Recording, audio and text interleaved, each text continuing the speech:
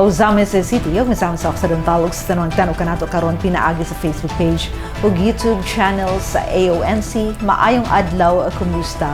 Pebrero 5, 2026 para sa pinakaulahing balitang asenso. This is Ozamis Today.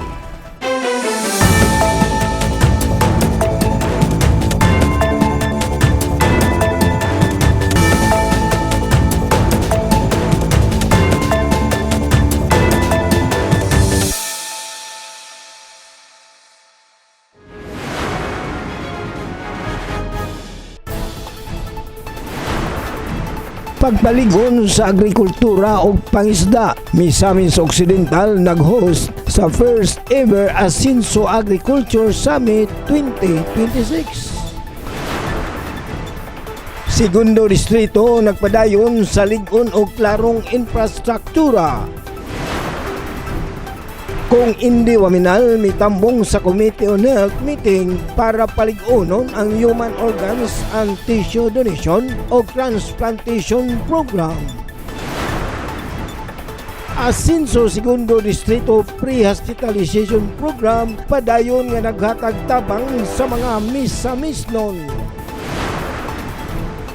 Himsog og luwas nga mga hayop prioridad sa Ozamis First Quarter Bait Outreach 2026 gilusad. 36 katuig sa pagpalambo sa civil registration gisaulog sa lakbayan sa Ozamis. Alerto og andam, PCG Misok nagbantay sa bagyong Basyang. Sugyot balaod nun nga magsakop sa Republic Act 5546, giwithdraw ni Konsyal Sani Waminal. Barangay Kabinte nagpalambo sa infrastruktura, pinaagi sa padayon nga proyekto sa mga dalan. Proven and tested, usakay naan mapasalamaton human masalbar ang kapin 89,000 pesos na hospital bill. Dazil humotikson ang mga detalye. Pagpaligon sa agrikultura ug pangisda, Misamis Occidental nag-host sa first ever Asenso Agriculture Summit 2026. Gitutukan ni Atuan ni Leon Chumidalio ang maong balita. Aniya ang report. Aron mapaligon ang seguridad sa pagkaon o inklusibong kalambuan sa probinsya sa Misamis Occidental, gipahigayon sa provincial government ubos sa pagpanguna ni Governor Henry Sibilya Waminal ang first ever Asenso Agriculture Summit 2026 nga mudagan sulod sa duha ka adlaw, Miyerkules ug Huwebes, Pebrero 4 ug 5 ning tuiga, ubos sa timang securing food, sustaining livelihoods, advancing agriculture and fisheries development. Ang duha ka adlaw nga summit gipagayon sa Asenso Misamis Occidental Sports and Cultural Center, Provincial Capital, Oroquieta City, ug kini gitumong isip usa ka plataporma sa koordinasyon ug pag-uyon aron masiguro nga ang mga programa sa agrikultura ug pangisdaan mapahiangay sa tinuod nga panginahanglanon ug kahimtang sa mga mag-uma ug fisher folk sa tibuok probinsya. Mitambong sa mong summit si Governor Henry nga mao ang nanguna sa maong kalihukan, kauban si Department of Agriculture Regional Executive Director Rosia Puluway Pakamalan, Vice Governor Rowena Wing Gutierrez, mga board members sa probinsya, city ug municipal mayors gikan sa tulo ka cities ug 14 ka municipalities, mga provincial board members gikan sa 1st ug 2nd district, Sangguniang Bayan Committee Chairs on Agriculture and Fisheries, city ug municipal agricultural officers, city ug municipal planning and development officers, city veterinarians gikan sa tulo ka syudad sa probinsya, mga representante sa national government agencies, mga farmers and fisher folks leaders ug uban pang stakeholders. Sa iyang opening remarks, gipadayag ni Deputy Provincial Agriculturist ug Chairman sa Committee on Food and Agriculture, Board Member Winston Katani, nga ang provincial government sa Misamis Occidental mi patigayon sa first ever Agriculture Summit aron among tipunon ang nagkalain-laing stakeholders, mga maguma, government officials, representante sa private sector ug mga key personnel gikan sa naglain-laing ahensya sa Department of Agriculture aron matubag ang komplikado ug nakahiyosang hagit sa sistema sa agrikultura sa probinsya. Gidugang pa niya nga ang maong kalihukan gipahigayon aron masilbi nga plataporma sa dialogo, koordinasyon o paghiusa tali sa mga national agencies. This is why this Misamis Occidental First Ascenso Agricultural Summit was organized to serve as a platform for dialogue, coordination, and alignment among national agencies, the provincial governments, LGUs, planners, agriculture officers, and our farmers and fisher folks. Guided by the province 5M's Development Trust, misamis nun magpuyong malinawon, malambuon o malipayon. This summit aims to harmonize programs, align interventions with actual field conditions, and ensure that support reaches the right beneficiaries at the right time. Sumala pa ni Gobernador Henry ang maong kalihukan gihimo aron paghatag ug pag-ila og gimbugaton sa sektor sa agrikultura isip kabahin sa kalambuan sa atong ekonomiya ug tungod sa kaimportante niini. Atong gihimo ning maong summit tungod sa kaimportante sa agriculture sector. Importante apan kung tanawon nato ang atong data. While it is true that our economic performance since I became your governor under our Team Ascenso leadership. Pero kung tanawon nimo kung pilay contribution sa agriculture sa gross domestic product, medyo makaluluoy because it's only 8.9%. Pagpasabot pa sa gobernador, Dito karon sa Northern Mindanao, sa Region 10, sa atong whole region, ang atong branding is Mas Asinso Northern Mindanao. This brand of governance should be more than or go more than optics. No? Dili ng meeting-meeting lang. Dili ng magbuhat og proyekto nga maayo tanawon sa mga tao pero dili mabati kung unsa kamahinungdanon ang maong programa. atol sa mong summit, gipresenta usab ni Department of Agriculture Regional Field Office 10 Regional Executive Director Pakamalan ang mga programa o proyekto sa Department of Agriculture RFU Region 10 alang sa tuig 2026. Gipahibalo sab niya nga sulod sa unang tulo ka bulan ubos sa pag-aproba ni Governor Waminal, nagkomiter sila sa pagtukod og Municipal Agriculture Information System nga magtugot sa pagtanaw sa mga impormasyon. So in the next first 3 months, we commit that all the municipal agriculture, of course, with the approval of the Honorable Governor, that we will set up our own agriculture information system that allows us to see an information that is close to real time. Because if we want to solve the problem of marketing, we should know exactly kinsay gatanom, panahon nga nagtanom ang mag-uuma sa iyang uma.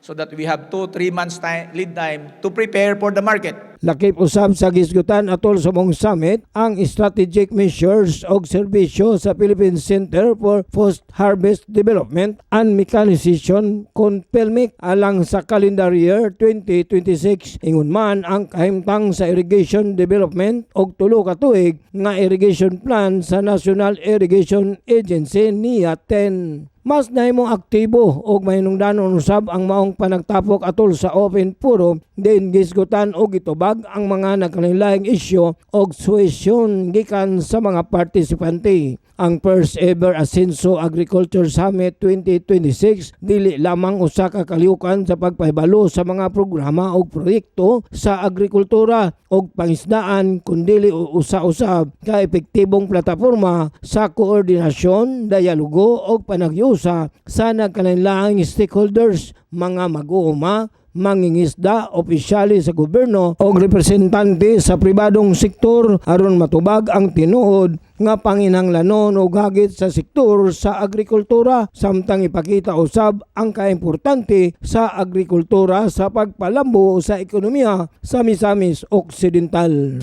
Alang sa Usamis Today, ako si Yuncio Medallo. Salamat Ilyon, sa segundo distrito nagpadayon sa ligon o klaro nga infrastruktura. Ani ang maritalyo.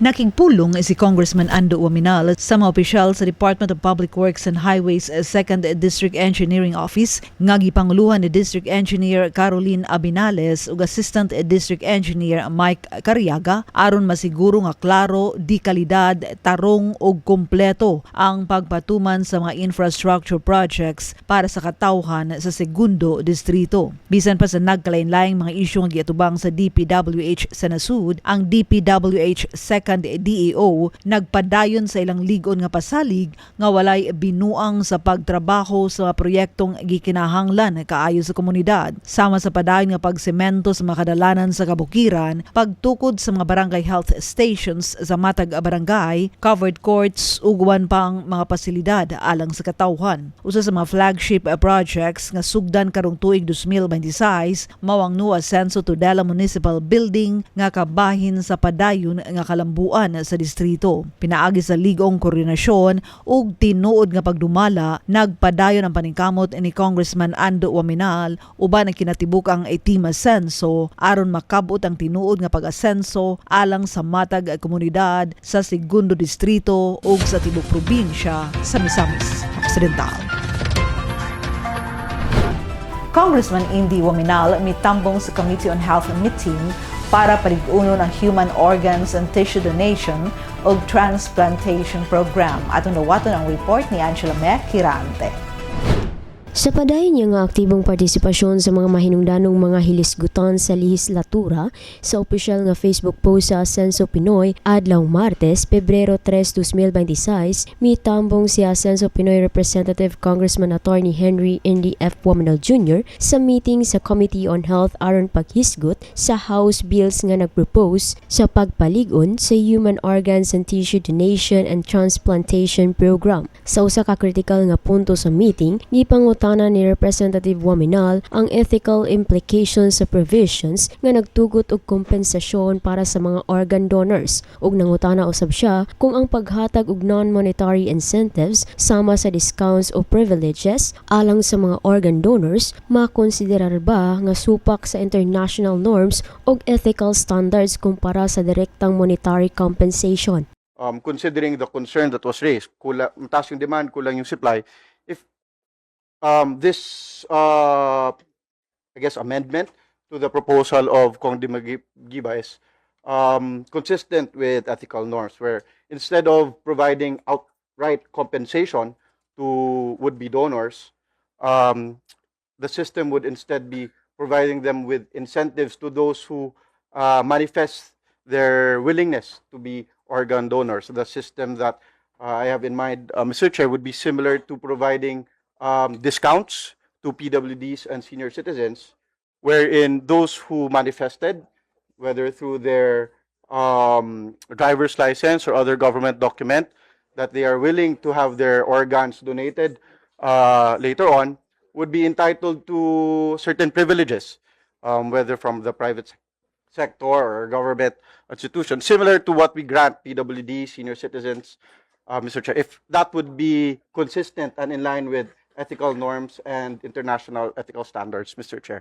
Gipakita usab ni Congressman Indy Uaminal ang iyang bug-os nga suporta sa gisugyot nga mga lakang nga nag-emphasize sa kahinungdanon sa pagpalig-on sa organ donation framework sa nasud aron mapalambo ang access sa life-saving transplant ug sa paghatag og klaro ug patas nga giya alang sa organ donors aron malikayan ang ethical conflicts ug masiguro ang integridad sa maong programa. Gilauman nga pinaagi sa maong lakang mapalambo ang access sa life-saving transplants ug mas daghan ang matabangan nga mga pasyente sa tibuok nasud. Pinaagi sa ligon og ethical nga sistema sa organ donation, mas daghan ang makabenepisyong matabangan sa tinuod nga panahon, ilabi na ang mga pasyente nga nagkinahanglan og dinalian nga operasyon. Ang aktibong partisipasyon ni Congressman Indy Waminal atol sa Committee on Health meeting nagpakita sa iyang dedikasyon sa pagserbisyo ug pagpalambo sa mga polisiya sa kahimsog nga adunay dakong epekto sa kinabuhi sa katawhan, samtang gisiguro ang pagpatuman sa etikal ug international nga mga sukdanan. Alang sa Uzamas Today, ako si Angela Me Quirante. Salamat me, Asenso, Segundo Distrito Free Hospitalization Program, padayon naghatag tabang sa mga misa-misnon. Ang good news ni ining report. Padayon nga naghatag kaupayan sa mga pamilya sa Misamis Occidental ang Asenso Segundo Distrito Free Hospitalization Program nga gipangunahan ni Congressman Ando Waminal. Ilabi na sa mga pasyenteng na-admit sa mga private hospitals. Base sa impormasyon nga gipost sa official Facebook page ni Kong Ando, 99% sa mga ni-avail sa programa sukad tuig 2019 na confined sa mga private hospitals sama sa Faith Hospital, St. Joseph Hospital, Revelo Medical Clinic, Medina General Hospital ug Misamis University Medical Center kun MUMC. Kini mga hospital dili sakop sa DOH Zero Balance Billing, mao nga mas bugat ang hospital expenses nga atubangon sa mga pasyente ug ilang mga pamilya. Tungod niini, ang programa naka-focus gayud sa paghatag og financial medical assistance sa mga kaigsuunan nga nanginahanglan og suporta sa private hospitals. Diin kasagaran nga mas dako ang bayranan sa pagpa-ospital. Gipahayag usab sa mga Facebook post ni Kong Ando nga sugod Enero 1, 2026 kapino sa kagatos ka pasyente na ang naka-avail sa programa nga nagpakita nga aktibo ug padayon ang serbisyo sa opisina sa Segundo Distrito sa pagtabang sa mga nanginahanglan. Gipasiug daw usab ni Congressman Waminal nga ang maong inisyatiba kabahin sa ilang commitment sa pag-alagad sa katawhan, ilabi na sa panahon sa health emergencies diin dako kaayog epekto ang gasto sa ospital sa matag pamilya. Ang mensahe sa buhatan ni Congressman Ando Waminal, klaro, padayon ang paghatag tabang sa mga masamisnon nga nanginahanglan aron masiguro nga dili mapabayaan ang mga pamilya sa oras sa sakit ug kalistanan. Himsog og luwas nga mga hayop prioridad sa Ozamis. First Quarter Vet Outreach 2026 gilusad. Mary Melody Reyes alang sa report.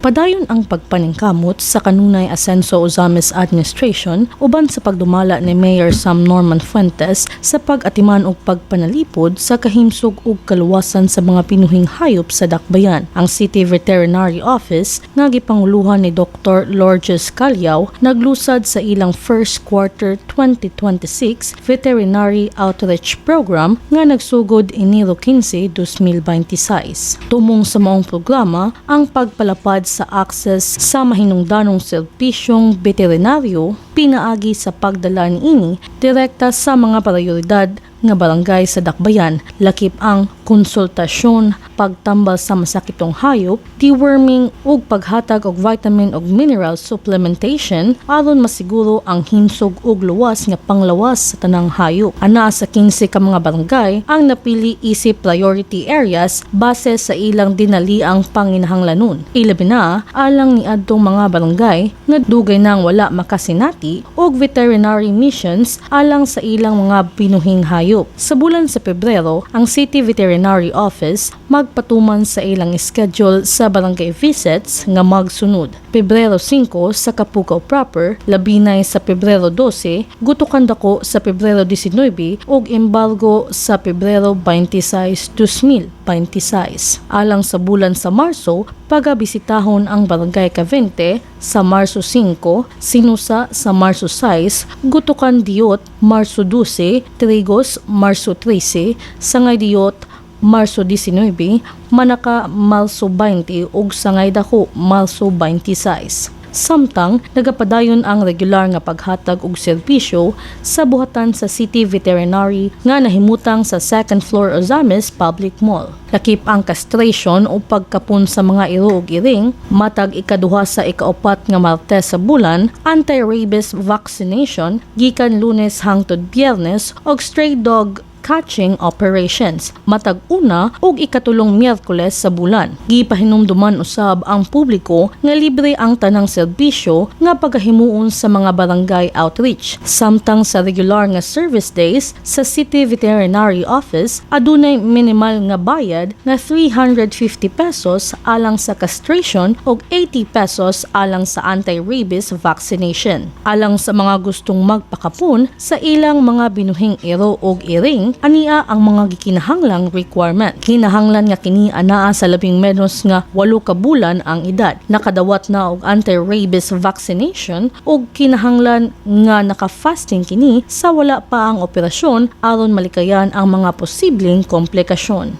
Giawhag sa City Veterinary Office ang tanang pet owners ug livestock raisers sa mga nasangpit nga barangay nga dalon ang ilang mga pinuhing hayop sa gikatakdang petsa o schedule sa barangay visits ug siguraduhon nga luwas kini pinaagi sa paghigot ug pagbutang sa cage niini. Ang dugang pangutana mahimong iduol sa barangay opisyal o idiretso sa buhatan sa City Veterinary nga anaa mahimutang sa second floor sa Ozames Public Mall. Alang sa Ozames Today, ako si Mary Melody Reyes. Salamat Mel, 36 katuig sa pagpalambo sa civil registration sa ulog sa dakbayan sa Ozames. Ani ang detalye. Miduyog sa pag-obserbar ang dakbayan sa Ozames sa kasaulugan sa 36th Civil Registration Month ning bulan sa Pebrero isip paghinumdum sa kahinungdanon sa husto ug tukma nga civil registration alang sa tanang Pilipino. Base sa personal nga interview kang Miss Marisa M. Imperio, City Civil Registrar, nga napaygayon adlaw nga Lunes, Pebrero 2, 2026, matag bulan sa Pebrero gisaulog ang Civil Registration Month. Tumong niini nga pahinumduman ang katawhan sa ilang obligasyon sa pagrehistro sa mga importanteng panghitabo sa kinabuhi sama sa pagkatao, kaminyoon ug kamatayon. Lagip na ang mga legal nga dokumento nga nakaapekto sa civil status. Ang atong bulan sa Pebrero mao ang atong kasaulugan sa Civil Registration Month nationwide ni nga kalihukan. Ika-36 Civil Registration Month nato karong tuiga. Ang tema, Navigating the Future Together, Advancing Civil Registration and Vital Statistics kung CRVS in Shaping the Global and Regional Data Ecosystem. Mao na tong tema karong tuiga. Sumala sa Republic Act 37653 o Civil Registry Law, ang husto ug sakto nga civil registration usa ka obligasyon sa matag Pilipino kay kini nagpasayon sa pagkuha ug pag-avail sa mga serbisyo sama sa edukasyon, panglawas, insurance, pag-apply, social security ug pagpanag-iya sa kabtangan. Karong tuiga, ang 36th Civil Registration Month gisaulog ubos sa tema nga Navigating the Future Together, Advancing CRVS and Shaping the Global and Regional Data Ecosystem. Nga nagpasabot sa dakong papel sa Civil Registration and Vital Statistics kung CRVS sa paghulma sa kasaligan nga datos alang sa lokal o global nga pagplano. Agi pagtubag sa panawagan sa Philippine Statistics Authority kung PSA, ang kanunay asenso Ozames Administration, ubos sa pagpanguna ni Mayor Sam Norman G. Fuentes, pinaagi sa City Civil Registrar's Office, nagpatuman ug nagplano ug nagkaraiyang mga kalihukan isip kabahin sa selebrasyon sa Civil Registration Month. Bisan sa wala pa magsugod ang bulan sa Pebrero, nagbutang ng buhatan ng mga streamers sa nagkadaiyang mga lugar sa dakbayan sama sa asenso Ozames City Hall grounds, public mall ug integrated bus and jeepney terminal kun IBJT isip kabahin sa information drive alang sa katawhan. Agig pagtubag nato sa panawagan sa panguluhan man kini sa ato ang Philippine Statistics Authority. agig pagtubag sa ato sa maong kalihukan, ang atong local government unit of Ozamis nagapahigayon og mga aktibidades. Pinaagi sa among opisina sa City Civil Registrar. Una na itong gibuhat niini, so wala pa ni tungtong ang February 1, nag-display na kita og streamer regarding ani nga activity nga makita ninyo diha sa City Hall ground, diha sa atong public mall, og nausab sa IBGT. So gi-display nato ang streamer. Ang purpose ani is to aware the people. So information drive nato na nga pamaagi. Lakip sa makalihukan, ang free registration of birth nga ipahigayon Pebrero 5, 2026, sugod alas 8 sa buntag hangtod alas 5 sa hapon, nga libre alang sa unang 50 ka mga kliyente. Kasunod niini nga kalihukan mo ang February 5. Himuon nato ang free registration of birth sa birth raha for the first 50 clients. So, ang mauna dinhi sa ato ang opisina sa City Civil Registrar. First 50 clients. Magsugod ta alas 8, taman sa mahuman sa alas 5. So, ato ang office hour. Aduna sa free mobile registration nga ipahigayon Pebrero 13, 2026 sa Barangay Gango Covered Court. Sugod alas 8 sa buntag, diin ang unang 50 ka kliyente usab ang libre sa registration. Aduna usab kitay pagabuhaton nga free mobile registration karong umaabot nga Pebrero 13. Didto sa Covered Court sa Gango, Barangay Gango. Dahil magsugod ta alas 8 sa buntag, mahumanta mga 4:30, pero dili pa nato maibalaan ana kay basin unyag naapay magsingabot, ato na i-entertain gihapon, no? One day na siya. Mao gihapon ang pamaagi sa katong Pizza 5. First 50 clients ang atong i-cater sa free registration sa birth. Sa Pebrero 20, 2026, paghahimuon ng information dissemination on updates of civil registration alang sa 51 ka mga barangay secretaries nga ipahigayon sa Barangay Carmen Annex Covered Court sugod alauna sa hapon hangtod alas 4:30 sa hapon. Aduna na usab kitay pagabuhaton sa Pebrero 20. Mauna ni ang information dissemination on update sa civil registration sa mga 51 barangay secretaries. Nganong gibutang namo nga updates kay niadtong niaging tuig amo nang namit ang 51 secretaries sa barangay. Amo na silang nahatagan og information regarding sa civil registration, ang ilang party aron sila makatabang sa atong local government nga mas sayon o mas easiest sa atong mga kaigsuunan sa ilang kada barangay. So mahitabo ni dito sa Barangay Covered Court sa Carmen Annex. Samtang sa Pebrero 27, 2026, magpahigayon usab og information dissemination on updates of civil registration alang sa mga hospitals ug birthing clinic records officers. Nga ipahigayon sa Immaculate Conception School of Technology kun ICST sugod alas 8 hangtod alas 11:30 sa buntag. Sa samang adlaw ug lugar sugod alauna sa hapon hangtod alas 4:30 sa hapon pagahimon usab ang information dissemination alang sa selected students sa diploma program sa maong eskwelahan. Information dissemination on updates gihapon ni sa civil registration karong February 27. So adlawng Biyernes gihapon atong imet ang atong mga hospitals and birthing clinics records officer. Kay actually needed gid pud ang ila ang participation kay sila mismo ang magrehistro sa mga tao or mga bata nga mataw diha sa ilang lugar sa hospitals o sa mga birthing clinics. Kinahanglan nami coordination aron magkasinabtanay pud mi sa pagbuhat sa mga sa maong dokumento. Dito ni i-held sa eskwelahan sa Immaculate Conception School of Technology. Mahitabo ni sa may alas 8 sa buntag taman sa alas 11:30 sa Odo. Kada dito gid sila mag-met kay mas kuan man pod naamang gud mi kalihukan pagkahapon.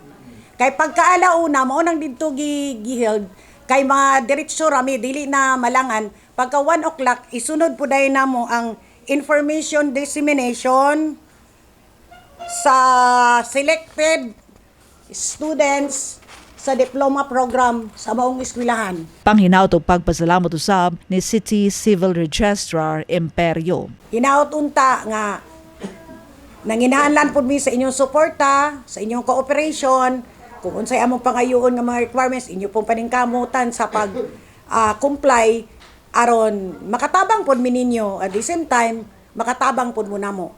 Kining tanan daghan kay salamat usab tuod sa atong local government unit nga ni suporta og nihatag og pagtugot niining atong mga kalihukan. Pinaagi sa atong halangdong Mayor Sam Norman G. Fuentes.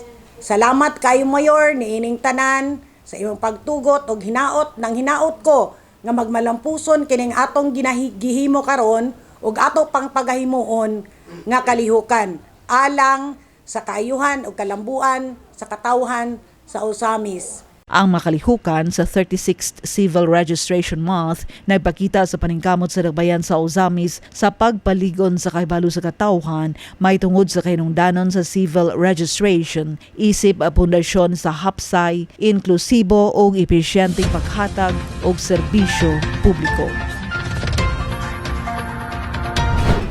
Alerto og andam PCG Misamis Occidental nagbantay sa bagyong Basyang. Ani ang report ni Glenn Ray Ruluna.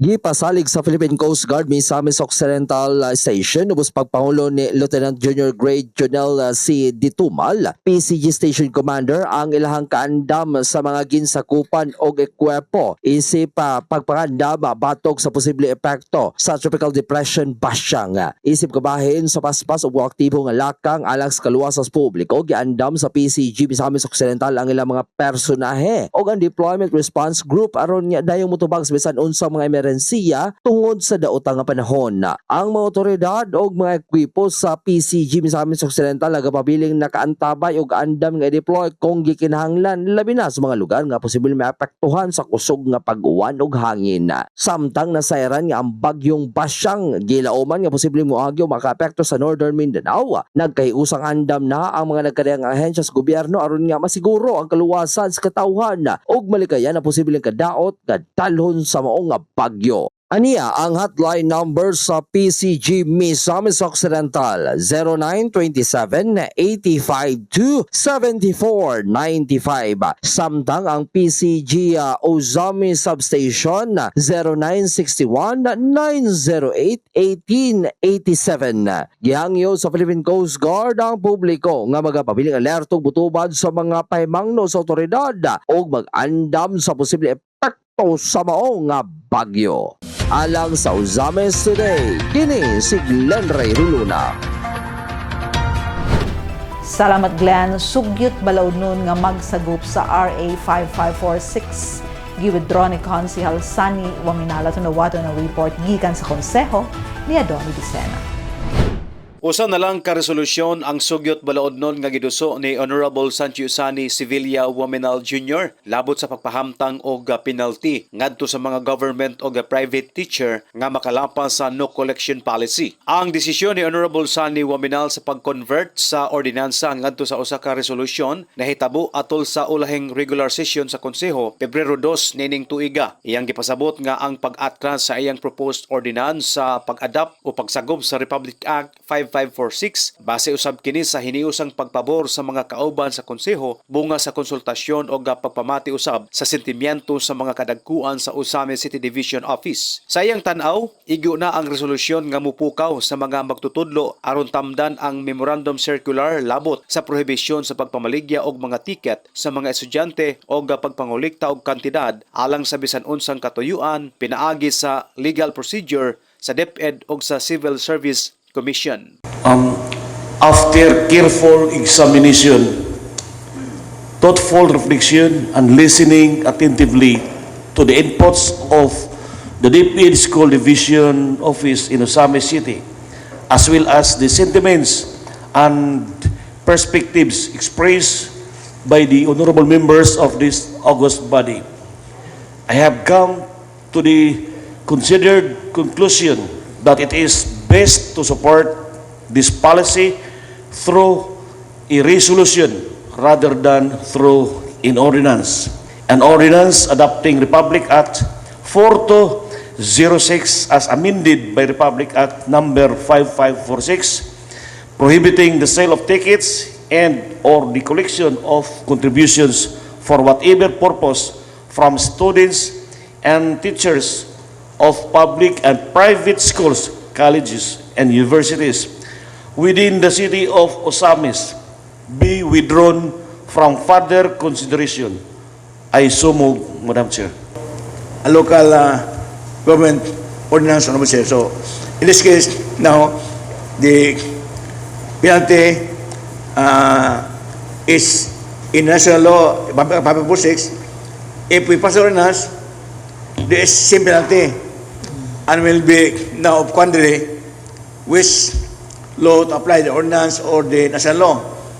If you file a case based on ordinance, same penalty, it still includes on the authority of the DepEd because it might penalize teachers which are abhorred by DepEd, because if the party to be penalized in the ordinance is a public school teacher, then we penalize a public school which is abhorred by DepEd, because to them the sole authority to penalize DepEd officials belong to DepEd or the Civil Service Commission of Ocean. Alang sa Osamis Today, Adonai Desina report.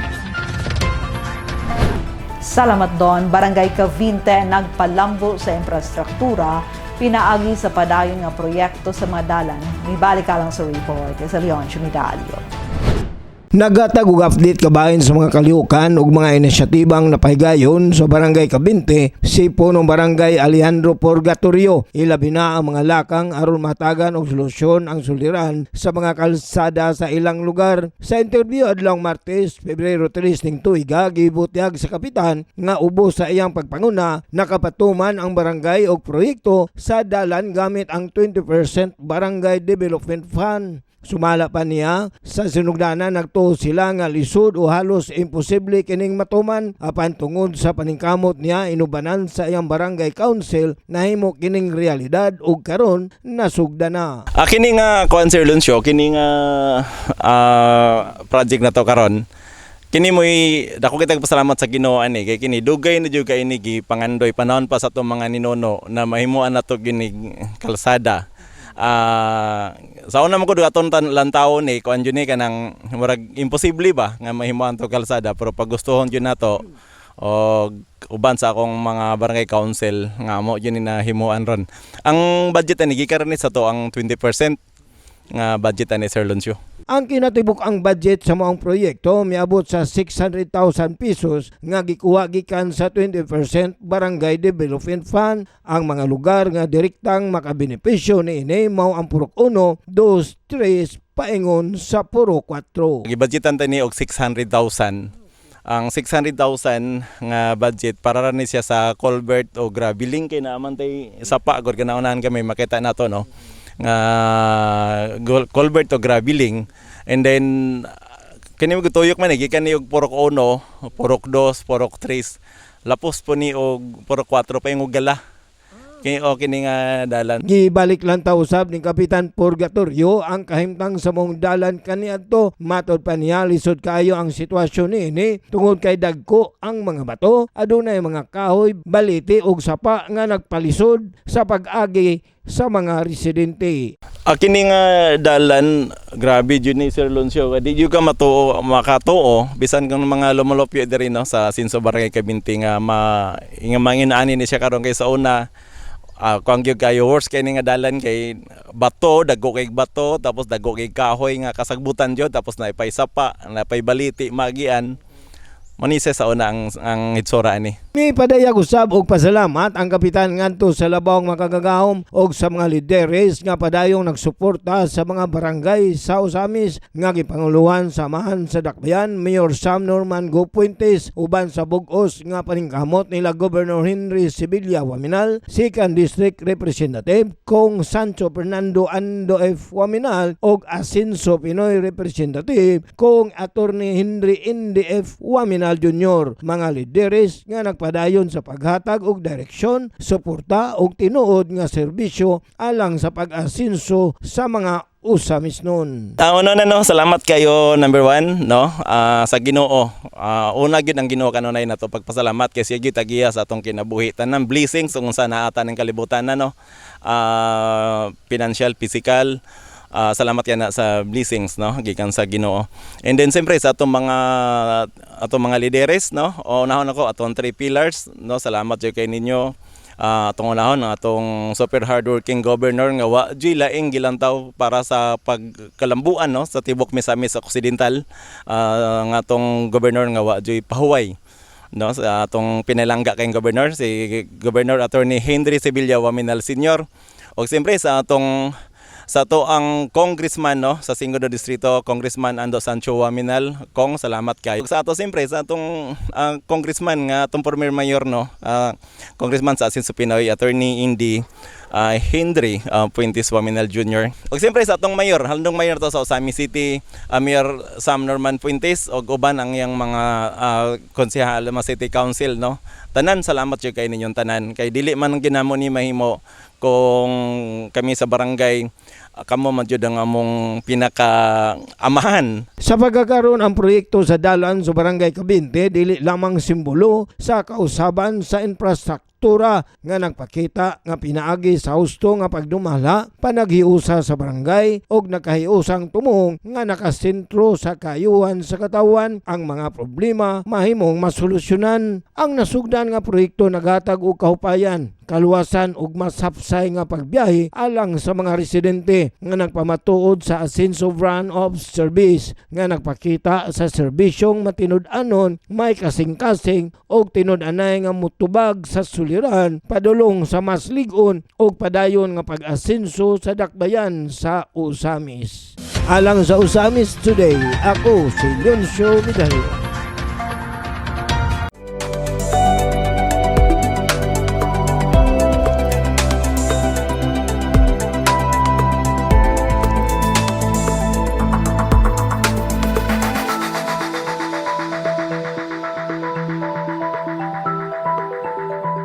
Proven and tested usa ka inahan mapasalamaton human masalbarang kapin 89,000 pesos nga hospital bill. Si Angela Mequirante alang sa report.